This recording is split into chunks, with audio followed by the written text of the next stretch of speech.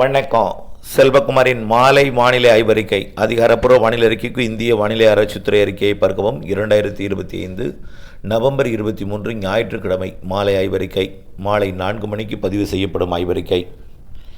தற்பொழுது இந்திய வானிலை ஆய்வு நிறுவனம் கொடுத்திருக்கக்கூடிய அறிக்கையில் ஓரளவு தெளிவாக வழங்கியிருக்கிறார்கள். என்னன்னு பார்த்தீங்கன்னா, அந்த தெளிவு வங்கக்கடலில் தென்கிழக்கு பகுதியில், அதாவது தெற்கு அந்தமான் பகுதி என்று நேற்றைக்கு தெரிவித்திருந்தார்கள்.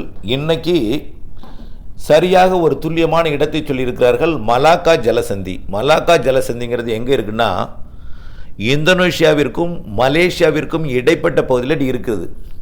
மலேசியாவிற்கும் இந்தோனேஷியாவிற்கும் இடைப்பட்ட ஜலசந்தி தான் மலாக்கா ஜலசந்தி. அது எதையும் பிரிக்குதுன்னா, சிங்கப்பூர் மலேசியாவையும் இந்தோனேஷியாவோட சுமத்ரா தீவையும் பிரிக்கக்கூடிய பகுதி மலாக்கா ஜலசந்தி. அந்த இடத்துல இருக்கு இப்போ அந்த நிகழ்வு. அந்த நிகழ்வு, அதாவது இதோட இருப்பிடத்தை பார்த்தீங்கன்னா உங்களுக்கு புரிதலுக்காக, சென்னையிலிருந்து 2400 கிலோமீட்டர் தொலைவில் இருக்குது.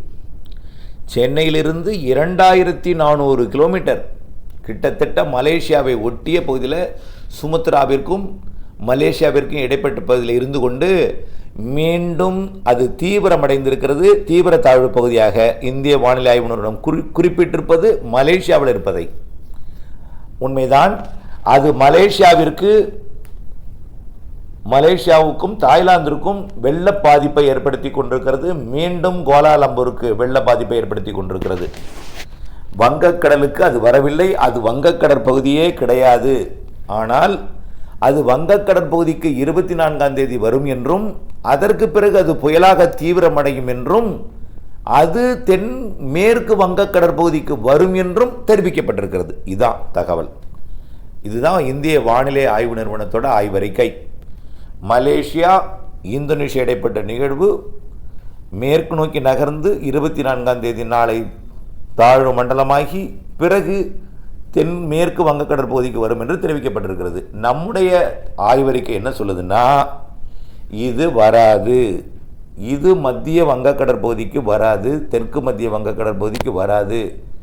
அது அந்த மலேசியா இந்தோனேஷியா இடைப்பட்ட பகுதியை விட்டு சற்று கொஞ்சம் நகர்ந்து வேணா தெற்கு அந்தமான் பகுதிக்கு வந்து கொஞ்சம் நிறைய மழைப்பொழிவை கொடுத்து சுமத்ரா தீவிற்கு பாதிக்கும் மழைப்பொழிவையும், இந்தோனேஷியாவிற்கு, அதாவது இந்தோனேஷியாவின் சுமத்ரா தீவுக்கு பாதிக்கும் மழையையும், அதே போல் மலேசியாவிற்கும் தாய்லாந்திற்கும் தான் பாதிக்கும் மழைப்பொழிவை கொடுக்கும். மலேசியாவோட வடக்கு பகுதி கோலாலம்பூர் உட்பட தாய்லாந்திற்கு தான் பாதிக்கும் மழைப்பொழிவை கொடுக்குமே தவிர இது தமிழ்நாட்டிற்கு வராது, வங்கக்கடலுக்கே வராது. வந்தால் அது அந்தமானோட தெற்கு பகுதியோடு நின்றுவிடும், அங்கேயே இருந்து செயலிழந்துவிடும். அல்லது அடுத்த நிகழ்வு டிசம்பர் மாதம் 1ஆம் தேதியிலிருந்து 8ஆம் தேதிக்குள் எதிர்பார்க்கக்கூடிய நிகழ்வோடு சேர்ந்து வரும். அப்படி தான் இதை நம்ம சொல்லணும். அந்த நிகழ்வு இங்கே வராது, அங்கேயே இருக்கும்.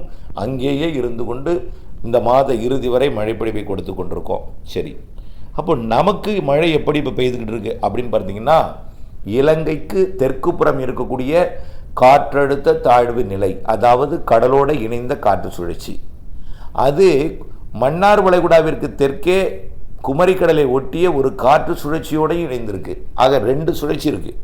இலங்கைக்கு தெற்கு புறம் ஒரு தாழ்வு நிலை, மன்னார் வளைகுடாவிற்கு தெற்கே ஒரு காற்று சுழற்சி, ரெண்டும் இணைப்பு சுழற்சியால் சுழண்டு கொண்டிருக்கு. இதனால் எல்லா தென் மாவட்டங்களிலும் நல்ல மழை பொழிந்து வருகிறது. உள் மாவட்டங்கள்லையும், தெற்கு உள் மாவட்டம், மத்திய உள் மாவட்டங்கள், தற்பொழுது உடுமலைப்பேட்டை, குடிமங்கலம் சுற்று வட்டார பகுதியெல்லாம் கனமழை பெய்து கொண்டிருக்கிறது. கனமாக பெய்து கொண்டிருக்கிறது. திருப்தியான மழைப்பொழிவு இன்றே கொடுத்திருக்கிறது. உடுமலைப்பேட்டை, குடிமங்கலம் சுற்று வட்டார பகுதியெல்லாம் இன்னும் திண்டுக்கல் மாவட்டத்திற்கும் அங்கங்கே கொடுத்து கொண்டிருக்கிறது. அனைத்து மேற்கு மாவட்டங்களுக்கும் கொடுத்து கொண்டிருக்கு. தென் மாவட்டங்களுக்கும் கொடுக்கிறது. இன்னும் கொடுக்கும்.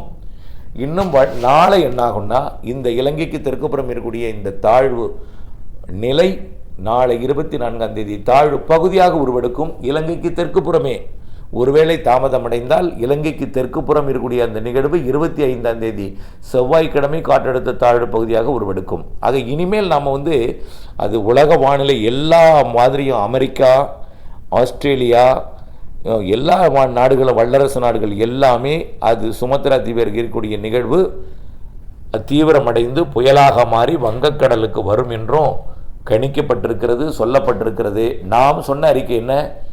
நவம்பர் மாதம் 1ஆம் தேதி கொடுத்த அறிக்கை 9 டிகிரி வட அட்சரேகைக்கும் 12 டிகிரி வட அட்சரேகைக்கும் இடைப்பட்ட வட இலங்கை, அதாவது இலங்கை மற்றும் தமிழ்நாட்டின் கரையை கடக்கும்னு தான் சொல்லியிருக்கிறோம். இலங்கை மற்றும் தமிழ்நாட்டின் கரையை கடக்கும்.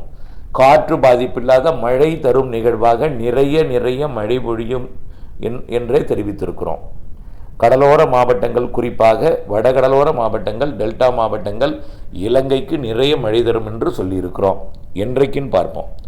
இப்போது அது 25ஆம் தேதி நாளைய மறுதினம் தாழ்வு பகுதியாக உருவெடுத்து இலங்கையை தென்பகுதியிலிருந்து கடந்து அப்படியே கிழக்கு பகுதிக்கு வரும். அதாவது இலங்கையோட தெற்கு பகுதியிலிருந்து கிழக்கு பகுதிக்கு வந்து திரிகோணமலைக்கு அருகிலே மையங்கொள்ளும். காற்றழுத்த தாழ்வு மண்டலமாக தீவிரமடையும். திரிகோணக்கம் மலைக்கு அருகே காற்றழுத்த தாழ்வு மண்டலமாக தீவிரமடைந்து அல்லது தென்னிலங்கையிலேயே காற்றழுத்த தாழ்வு மண்டலமாக தீவிரமடைந்து இலங்கையை கடந்து திரிகோணமலைக்கு அருகில் வந்து இலங்கைக்கு கடும் வெள்ள பாதிப்பை ஏற்படுத்திவிட்டு இலங்கையின் பெரும்பாலான பகுதிகள் அறிவிக்க வருந்துகிறேன் தான், இருந்தாலும் மழை எதிர்நோக்கி இருந்தீர்கள், பாதிக்கும் மழையாக அமையும் என்று தெரிகிறது. அது அங்கே நிறைய மழைப்பொழிவை கொடுத்துவிட்டு அங்கிருந்து, அதாவது என்னைக்கு 26ஆம் தேதி இலங்கையோட தெற்கு பகுதியிலிருந்து கிழக்கு பகுதிக்கு கடந்து வரும். 27ஆம் தேதி வட இலங்கையில் இருக்கும். அப்பொழுதே நம்மளுக்கெல்லாம் கனமழை பெய்ய தொடங்கிடும்.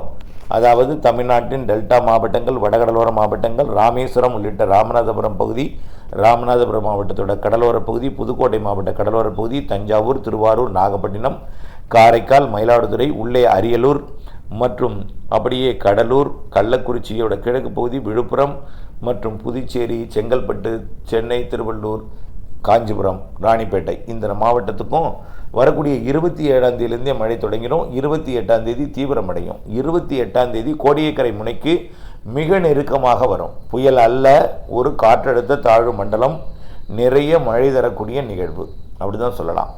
இது டெல்டா மாவட்டங்களுக்கு கிழக்கு புறமாக அது தமிழ்நாட்டின் வடகடலோரம் நோக்கி நகரும், மிக நெருக்கமாக நகரும்.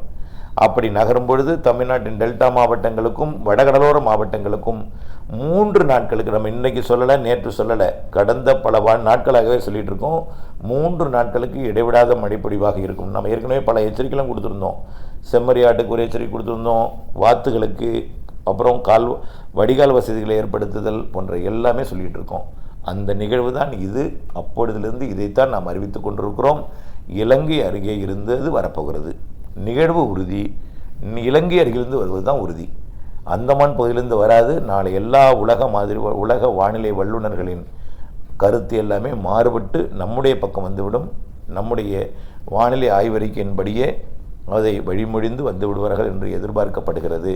உலக மாதிரியெல்லாம் மாறிடும். நாளை மாறிடும், எல்லாமே ஒட்டுமொத்தம் என்று எதிர்பார்க்கப்படுகிறது. திங்கட்கிழமை 24ஆம் தேதி மாறிடும்.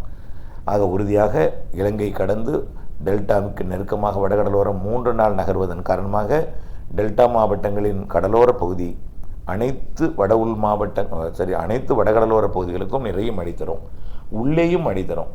திருச்சி வரை மழை தரும், கல்வராயன் மலை வரை மழை தரும். அதாவது தொடர்ச்சியாக பெய்யக்கூடிய மழை. அது வரைக்கும் தினம் எல்லா மாவட்டங்களுக்கும் பெய்யும். இப்போ இன்றைக்கு மேற்கு தொடர்ச்சி மலை மாவட்டங்களில் பெய்து கொண்டிருப்பதும், மேற்கு மாவட்டங்களில் பெய்வதும், உள் மாவட்டத்தில் பெய்வதும் நாளையும் இருக்கிறது, நாளை மறுநாளும் இருக்கிறது, எல்லா நாளும் இருக்குது. சென்னைக்கும் நாளை மழை உண்டு. நாளை மறுநாளும் சென்னைக்கு மழை இருக்கும். திருவள்ளூர் மற்றும் ராணிப்பேட்டை உள்ளிட்ட, அதாவது ஆந்திர எல்லையோர மாவட்டங்கள், கர்நாடக எல்லையோர மாவட்டங்களுக்கும் அவ்வப்பொழுது ஆங்காங்கே மழை இருக்கும். நாளை மறுநாளும் இருக்கும். அதற்கு பிறகு இலங்கையில் ஏறும் பொழுது கொஞ்சம் மழை இல்லாமல் விலகியது போல் தெரியலாம். இலங்கையில் தரையில் ஏறினா என்ன ஆகும்? தரையில் ஏறினா காற்று கிடைக்காது, நீராவி கிடைக்காது. நீராவி கிடைத்தாலும் கொஞ்சம் ஸ்பீடு இருக்காது. ஏறி இறங்கியதும் தான் பிக்கப் இருக்கும்.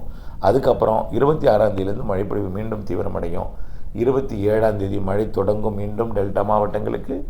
28, 29, 30 3 நாள் தொடர் மழைப்பொழிவு, நிறைய மழைப்பொழிவு இருக்கிறது என்பதை தெரியப்படுத்த விரும்புகிறேன்.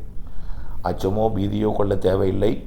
மழை இருக்கிறது என்ற அறிவிக்கை தான் அனைத்து மாவட்டங்களுக்கு இருக்கும். கடலோரம் மாவட்டங்களில் கடலோர கடைமடை பகுதி நிறைய மழை பொழிவு, உள்ளிருந்தும் நீர் வரும், கடலோரமும் மழை பொழியும். இதுதான் நம்மளுக்கு ஒரு பிரச்சனை. இதற்காக நீங்கள் வடிகால் வசதிகளை சரி செய்து கொள்ள வேண்டும். வடிகால்களை சரி செய்து கொண்டு தொடர்ந்து முன்னெச்சரிக்கை எடுத்திருக்க வேண்டும். மழை இருக்கிறது என்பதையும் அறிந்து புரிந்து உணர்ந்து திட்டமிட்ட பணி செய்து லாபம் அடைந்திடவும் தொடர்ந்து அப்டேட்ஸுடன் இணைந்திருக்கவும் அன்போடு கேட்டுக்கொள்கிறேன். நன்றி.